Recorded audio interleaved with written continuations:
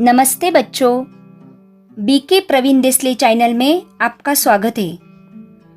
इस चैनल पर 5वीं कक्षा से 10वीं कक्षा तक मैथमेटिक्स सहित और सब्जेक्ट के वीडियो अपलोड कर रहे हैं, तो बच्चों चैनल को ज़रूर सब्सक्राइब करो।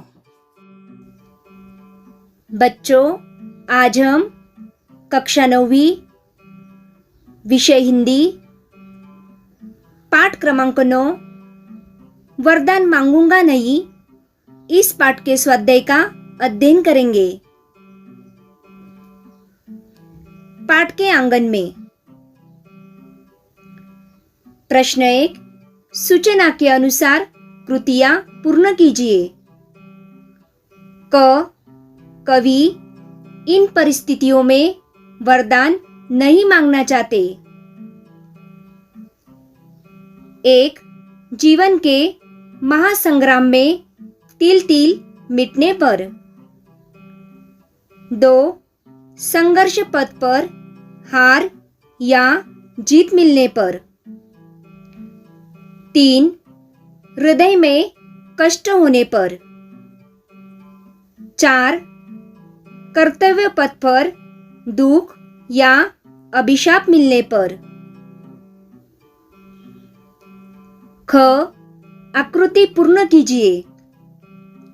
1, सुखद स्मृति इनके लिए है। प्रहरो, खंडहरो।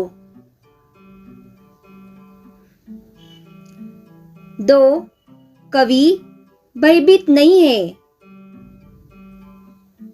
हार में जीत में।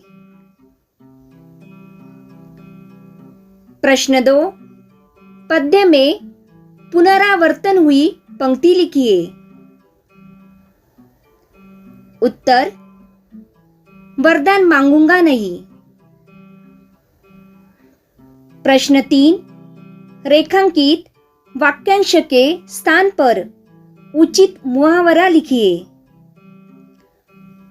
रुग्णशैया पर पड़ी माताजी को देखकर मोहन का धीरज धीरे धीरे समाप्त हो रहा था।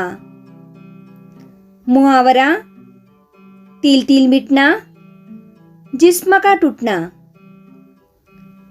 उत्तर, रुग्णशैया पर पड़ी माताजी को देखकर मोहन का धीरज तिल तिल मिट रहा था। अगला प्रश्न है भाषा बिंदु।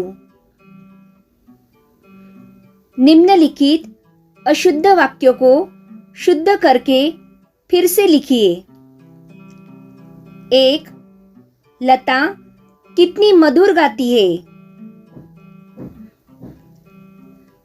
उत्तर, शुद्ध वाक्य, लता कितना मधुर गाती है। 2, तितली के पास सुंदर पंख होते हैं। उत्तर, शुद्ध वाक्य, तितली के पंख सुंदर होते हैं। 3, यह भोजन 10 आदमी के लिए है। उत्तर, शुद्ध वाक्य, यह भोजन 10 आदमियों के लिए है। 4, कश्मीर में कई दर्शनीय स्थल देखने योग्य है। उत्तर, शुद्ध वाक्य, कश्मीर में कई दर्शनीय स्थल है। 5, उसने प्राण की बाजी लगा दी। उत्तर, शुद्ध वाक्य, उसने जान की बाजी लगा दी। 6, तुमने मिट्टी से का प्यार। उत्तर, शुद्ध वाक्य, तुम्हें मिट्टी से प्यार है। 7, यह है न पसीने का धारा। उत्तर, शुद्ध वाक्य, यह है न पसीने की धारा। 8. आओ सिंहासन में बैठो। उत्तर शुद्ध वाक्य आओ सिंहासन पर बैठो। 9. हम हंसों की फूले फले देश। उत्तर शुद्ध वाक्य तुम हंसो ताकि देश फूले फले। 10. यह गंगा का है नवलधार। उत्तर शुद्ध वाक्य यह गंगा की है नवलधार। अगला प्रश्न है रचनाबोध। उत्तर कवि के अनुसार हार और जीत जीवन के दो पड़ाव है, इसलिए उनसे घबराना नहीं चाहिए और संघर्ष पथ पर डटे रहना चाहिए। अगला प्रश्न है संभाषणीय। गणतंत्र दिवस के अवसर पर जनतांत्रिक शासन प्रणाली पर अपना मंतव्य प्रकट कीजिए। उत्तर एक समय था जब सारी दुनिया में छोटी छोटी रियासतें हुआ करती थी और उनके प्रमुख राजा हुआ करते थे। इन राजाओं के अपने कानून होते थे। सारे अधिकार राजाओं के हाथ में होते और जनता की हालत गुलामों जैसी हुआ करती थी। एक समय ऐसा आया जब विश्व में शासन की बागडोर जनता के हाथ आने लगी और जनता के चुने हुए प्रतिनिधि निश्चित अवधि के लिए शासन करने के लिए चुने जाने लगे। इस व्यवस्था में जनता को अपने सुख दुख की बात अपने चुने हुए प्रतिनिधियों के सामने रखने का अधिकार मिल गया है। जनतांत्रिक प्रणाली में जनता को अपनी पसंद के प्रतिनिधि चुनने का अधिकार मिलता है।